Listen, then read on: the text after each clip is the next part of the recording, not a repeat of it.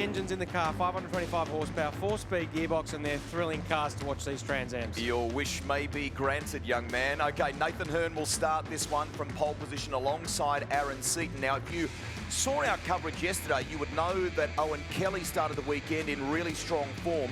We were scheduled to have a second race yesterday afternoon, but given how treacherous, how wet the conditions were, that race was abandoned. Run again this morning at 9 o'clock before we came on air. Unfortunately for Owen, he had some dramas with the 73 with a power steering issue. It let go, and the words from the team was kind of shades of Greg Murphy, 97 here in the HRT Commodore. Yeah, and I was watching it this morning. It's exactly where the cars are here. Last corner, one of the high-speed corners on this. It is the high-speed corner on the circuit, and he ended up on the right of screen here in the gravel trap. He managed to avoid the fence. They've fixed that car. He's off the back row of the grid, but on the front row, Aaron Seaton on our right-hand side. He's off second, and Nathan Hearn's the pole man in that white Dodge. Aaron picked up 10 grand at Baskerville before this event. Winner of Race Tasmania in that V8 Sleuthback Mustang, that blue entry, and away they go. Big field of cars here.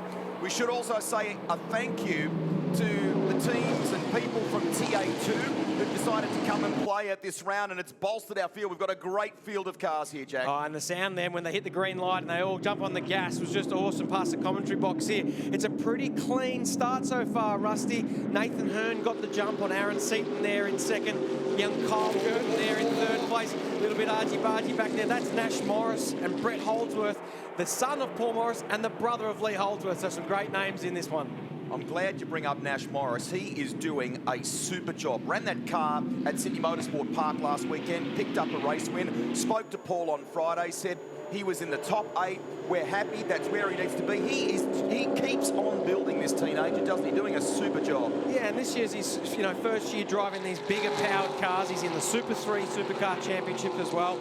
Now getting extra mileage in these Trans Ams, and it's absolutely vital to get that experience as a young up-and-coming racer. But we're back up this battle at the front. Aaron Seaton right on the back bumper of young Nathan Hearn. He did a great job this morning to pick up the victory, but Aaron Seaton already applying lots of pressure. These are two guys, both Aaron and Nathan, who have an eye on the future, and they are keeping themselves busy with all sorts of motor racing. We know that Nathan is at the wheel of the Trans Am car as well as S5000.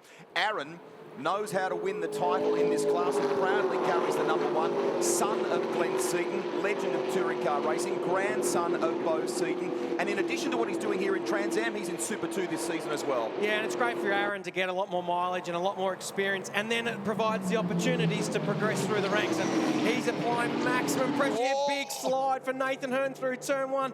That would be right around 200 kilometres an hour through there, Rusty. And Nathan Hearn had armfuls of opposite lock there, keeping his Dodge Challenge on the track. Aaron Seaton up the inside, nearly a little bit of oversteer, I think, when he first picked up the throttle, and it's allowed Kyle Girton to get a bit of a run on him in third place. Kyle Girton, I spoke to Nick Percat yesterday, a guy that's worked with him quite closely in other racing formulas. He speaks very highly of this young kid, and he's really applying the pressure there in third. Comes from Queensland, only drove one of these cars in the last 12 months, and has really come onto our radar this weekend, but was prominent in that Morris Finance entry at Simmons Plains as well. Let's go to the lane. Chris? Thank you. I've got Paul the Dude Morris, Bathurst winning. I've got Flash, your son Nash is out there. He's had a great weekend, and this car was in great form at SMP only last weekend, but a little bit of an incident there to start this one. Oh, I didn't see any of that, but, you know, that's car racing. Good thing about this class is you don't need a laptop, you just need a couple of guys in the toolbox, and you can teach people a fair bit about mechanical aspects of the car. So we're learning a lot about our racecraft and racing and tuning the car and working our way forward. It's good. He loves having a steer of anything he can get into, and he's really progressing well, isn't he? Yeah, I think that's important. You've got to, you know, people say things don't suit your style, but if you're any good, you can drive anything, and that's what he's trying to do. Great to see you back here at the Island Go Well. It's pretty good here, isn't it? Sure is. Car is owned by Carl Begg, a production car racer, really supportive of youngsters in motorsport, and motorsportsales.com is his deal. So nice to see all of that coming together, that support up in front.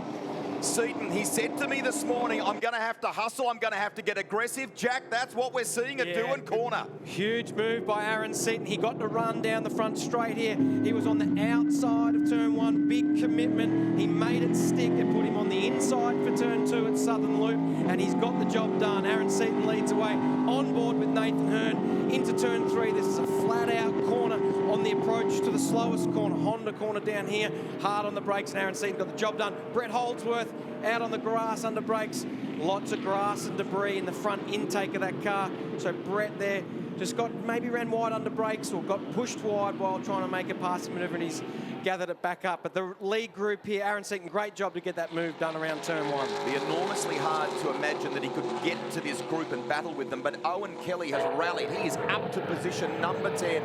Got the eyes on. From the back row of the grid, that's a fantastic job by Owen. And, you know, he's a hardcore racer, isn't he? And right in front of him is Ben Grice, the son of Alan Grice, in 9th. So it'll be interesting to keep watching Owen's progress through the field as we watch Nash Morris in that motorsport sales car. A proud father, Paul Morris, we got to speak to him before. He's standing on top of the pit building there where Stubbsy interviewed him. It's a great spot to stand and watch. You get to see most of this Phillip Island circuit.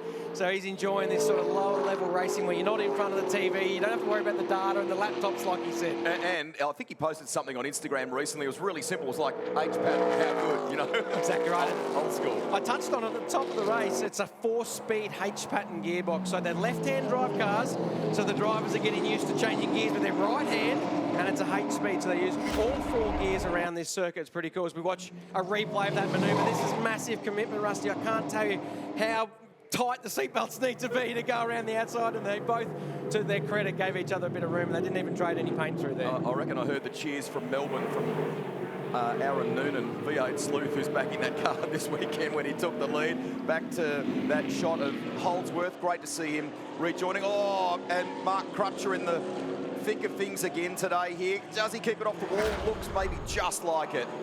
He was in the wars yesterday, Mark Crutcher, but the car's still straight and he's still out there, and it looks like he didn't do any damage there as well. Love the variety of shapes too, Jack. Sorry, I was going to say. Yeah, the car shapes are awesome, Rusty. I was just going to touch on the fact that Aaron Seaton, he's bolted. He's out to nearly a 1.5 second lead, so he's got a lot of pace, and this is almost the first time he's had clear air in the races.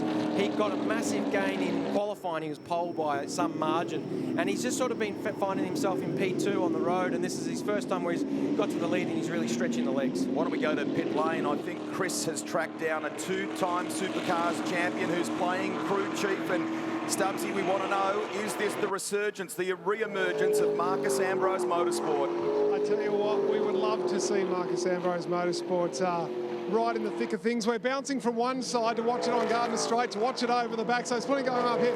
Marcus, great to see you back. We thought it was a one-off in Tassie with Owen Kelly, but you must have loved it that much. Well, we really had a good time down in Tasmania with the 2 races we did, and we thought this car would be suited to this track, which it is. It's been a really fast car this weekend. We won the first race, but we broke a power steering rack in race 2 there, lucky to keep it off the fence. Owen did a great job, and now we're just trying to salvage something from the weekend, but he's driving great. He's enjoying driving. I'm actually enjoying being the crew chief. It's quite fun. Are we going to see Marcus Ambrose Motorsport become something big and better? Well, my girls, Tabitha and Adelaide, are racing now, so maybe we'll do something with them in a little while, but right now I'm enjoying just helping Owen, turning the wrenches, so to speak. We'll see where it goes. You wouldn't jump in one? Oh, well, they look like great cars to drive, but, I've driven a lot of great cars too. We'll get the campaign going. Go well. Okay, thank you. So good to have him as a part of the game here, and it just sort of teleports you for a moment as though you're in Charlotte or Daytona or somewhere. That's his driver, Owen Kelly. We're going to grab a quick break. Stay with us, whatever you do. More from the island in just a few moments.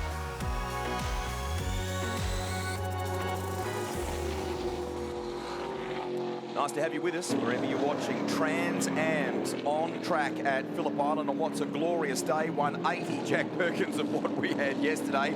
Sadly, it meant we couldn't go racing with these cars. They do have a wet weather Hoosier tyre, but just the amount of standing water was too much. It was the right call. Oh, absolutely, Rusty. Yeah, the stewards or the officials made the right call where there's just too much standing water on the racetrack. It's just too dangerous. When you see cars aquaplaning down the straightaway, it's just too dangerous. But thankfully for the competitors, they got a race in this morning, so they didn't lose a race. And now we're experiencing the third and final race. And there have been some great races over the course of the weekend. I really love watching all these young blokes come through. This Nathan Hearn, he's a character. He's got, just looks like he drives the car with a lot of passion. Look at him really wrangling the steering wheel there, and he's doing double duties. He's in the S5000 as well. Yesterday I went to interview him post-race, and he'd already gone because he had to go and run over and jump in the Trans Am. So it's good to see these young kids getting a lot of mileage and really putting their name on top of the timesheets, but also putting their name in front of Australian motorsport team owners, the journos, and everyone to get behind them. Was strong at the non-championship event at Baskerville, was on the podium there. As, I mean, Jack detailed it before, the Morris Finance entry. Kyle Gurton, currently third in this race, is doing a super job. Couple of other standouts. Owen Kelly up to 7th now. Matty McKeldin having a good outing as well in the Kubota entry, up to 8th, as we can see Hearn under pressure here. Gets out of it.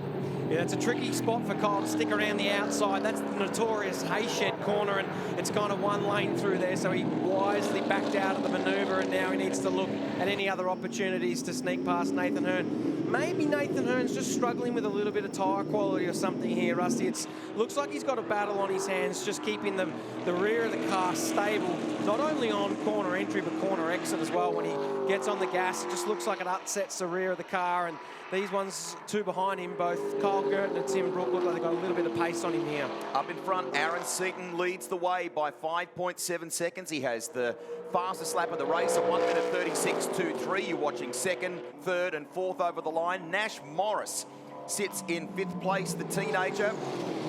A couple of other standouts. Manila around the outside and doing corner, tries to pull it off, doesn't come off. How spectacular does that look? Yeah, he tried to do what Aaron Seaton did to Nathan Hearn earlier in the race. Just didn't quite have the overlap. He wasn't far enough around the outside to maintain the manoeuvre and got a little bit loose. Once you get outside of the racing line, the track's not as clean. There's dirt, debris, marbles. You can see visually there the dirt and debris on the outside of the racing line. It makes it very challenging to get a job done on around the outside. As we see, he's still trying to find a manoeuvre. Nathan Hearn maybe a little bit defensive there into Honda hairpin as they head up to the corner we call Siberia, because the next part of the track, as you can see, the ocean, they call it Siberia. So pretty cool little corner names around here at Phillip Island.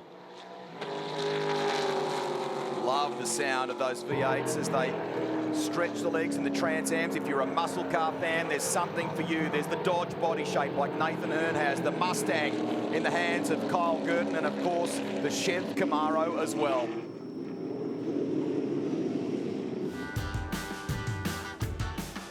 Back live on a beautiful day at Phillip Island as our coverage of the Shannon's Motorsport Australia Championships continues. Trans Am's on track. We have TCR to come your way and a whole lot more, so stick with us here on 7 for the next few hours. Aaron Seaton has now built a 7.3 second advantage over this group here. Nathan Hearn in the Valvoline entry, currently P2. Tim Brook hanging on to the back of them. Maybe dropped a car length or so in the last couple of laps, Tim Brook. Yeah, they've been having a great battle there for 2nd place. So we touched on the fact we think Nathan Hearn maybe just struggling a little bit with a bit of rear tyre grip as we ride on board, and you can see him pretty busy on the steering wheel, Rusty. This is Southern Loop. He carries a bit of corner speed through there, starts gently on the throttle. You see straight away correction on the steering wheel, so just easing that power on and battling what we call oversteer, which is a lack of rear grip compared to the front. And this big quick run down here, turn 3, this should be flat out and then hard on the brakes here, and then this Honda hairpin, one of the slowest corners on the track between this one and MG hairpin. And he's got those two right on the back bumper. Kyle Burt putting a lot of pressure on the back bumper. So we'll keep a watching brief on this. Let's take you straight back to the lane, and Chris Stubbs.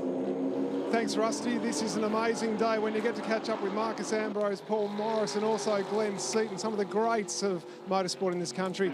Your young fella, Aaron's doing a great job out there. Yeah, absolutely. He did a very brilliant move at turn 1. That was really impressive. Go around the outside of turn 1, so pretty good effort. But yeah, tyre management's been very good for us for this weekend. The car seems to look after its tyres very well, and he's managing the race pretty good at the moment. So what's the message to him to bring it home now? Well, naturally to look after it until we get to the end, because there's still, 6 laps to go, so there's still a long way to go. It's only half race distance, basically. So anything can still happen, like sometimes you can tend to get a puncture or some mechanical thing, so if we just keep pushing on and hopefully we get to the end. Great racing, great to watch, and great to see you here as well, Glenn. Enjoy. Thank you. Jack, you did a little double take there. Then we call it a super in the business, that little name strip that comes up on the screen. Glenn Seaton, engineer.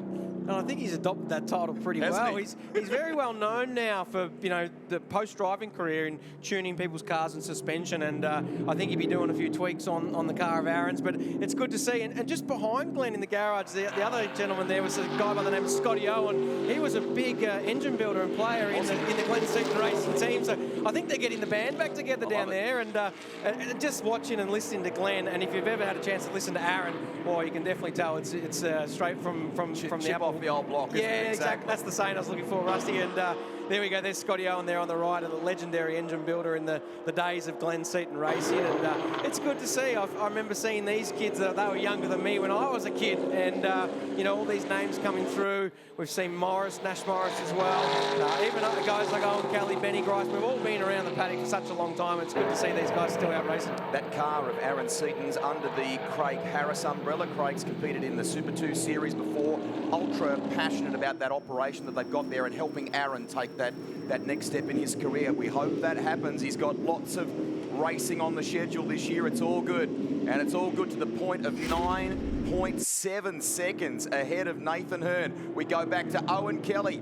That's for position, chasing Matt McKeldin. The 73 has come from the rear of the grid to be up into P7 now. Nice drive. Yeah, great job from Owen as we see Thornborough go around there behind Owen, but Owen's been carving them up, and he'll be enjoying this. He'll be having a battle trying to work out how far up the grid he could get, and he's got Marcus Ambrose cheering him on the radio, which is cool as well. Eden's a good young guy. Had a chat with him at Simmons Plains and at basketball. Comes from Sydney, a teenager. Hasn't had the best of weekends at Phillip Island, so we'll see if that improves next time out for Eden Thornborough. Just on the outside of the top 10, chasing Ben Grice, who is another second-generation race driver, son of the two-time Bathurst winner, Alan Grice.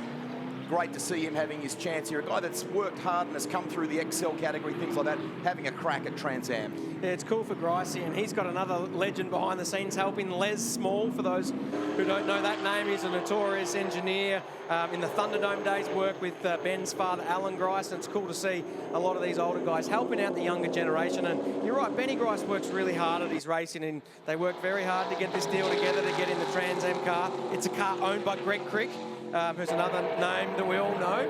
And young Benny there, they had a clutch drama yesterday in the first race. So he's currently 10th and just getting lots of experience, which is what you need. And that experience will pay dividends. You know, his next race in these cars, he'll learn more about what he needs to go faster and basically be more competitive. Les is a character. If we were down there during that clutch change, we might have needed the beeper on the microphone, mightn't we? Yeah, you've nailed that, Rusty. He's a fiery character, but a very smart individual, and he's worked with many good racers. And his son, James Small's a current crew chief in the NASCAR Cup Series, which is a phenomenal effort for an Australian engineer. Yours too, isn't he? So back onto the straight. Seaton over 10 seconds from Nathan Hearn, who holds on to second. This has been a really impressive performance from Kyle Girton.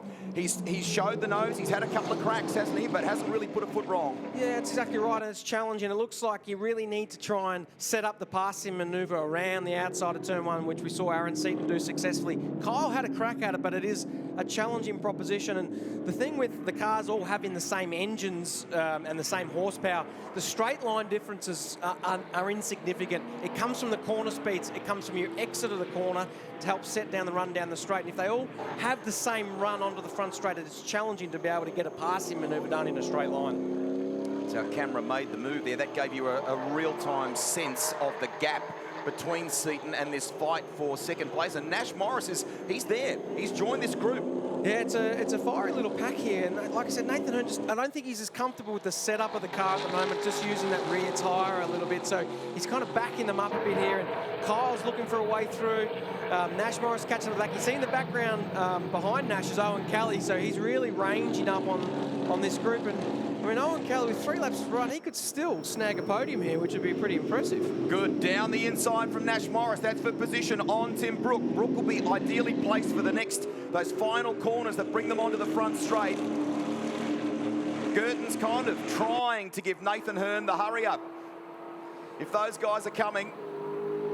And there's Owen on that group now, as Jack rightly pointed out. This is going to be fascinating for the run to the flag. We hear this will be the final lap. Aaron on the run home. Now 12.1 seconds in front and with the fastest lap of the race so far. But we're all focused on this fight for second position. And Kelly's there now too. He is, and you know, Kelly and Paul Morris, Nash's father, go way back as teammates from the 2-litre touring car days in the 90s. So this will be a cool experience for both Nash and Owen Kelly to be racing each other now. And I reckon Owen will try and make a move down here as we wait for them to come through turn 3 into shot. Right on cue. Thank you very much, Nathan Hearn. And let's see if Owen Kelly puts a move on Nash Morris. Yes, he's looking up the inside there, Rusty. Hearn mid-track. So corner's running out. He's up the inside there of Nash Morris into Siberia. Quality drive from Aaron Seaton. While we're focusing on this battle, we do need to make that point. Once he executed that pass, that wild, that really, brave pass, he's been off, hasn't he? Yeah, he has. He's done a great job. Got massive car speed aboard that number 1 car, and he's just driven to the front and extended that lead the whole time. But this is where the action is. Kyle Girton was almost using the bumper bar there on Nathan Herney, give him a little touch out of Siberia as they get into MG for the final time. Last corner for Aaron Seaton. Checkered flag awaits for the V8 Sleuth Mustang. He's about to take it out. Really good job by the number 1 here at Phillip Island. Who will grab second? Oh, lose for Nash Morris. What a shame in the final corner. Kelly in the tow, chasing Tim Brook. Hearn's going to hang on for second place. Girton has a look, can't do it. Can Kelly get there? Not quite. What a run to the line from Owen Kelly from last to position number 5. Yeah, great job, Owen Kelly. And it's a shame for Nash Morris. Last corner, last lap, he just dropped the wheel on the entry to that final corner and had a big oversteer slide. He managed to gather it all back up and cross the line in 8th, but take nothing away from him. Up at that point, a terrific performance. But it was all Aaron Seaton. He did a brilliant job once he got out in front, got that awesome passing manoeuvre done, and so much pace aboard that car.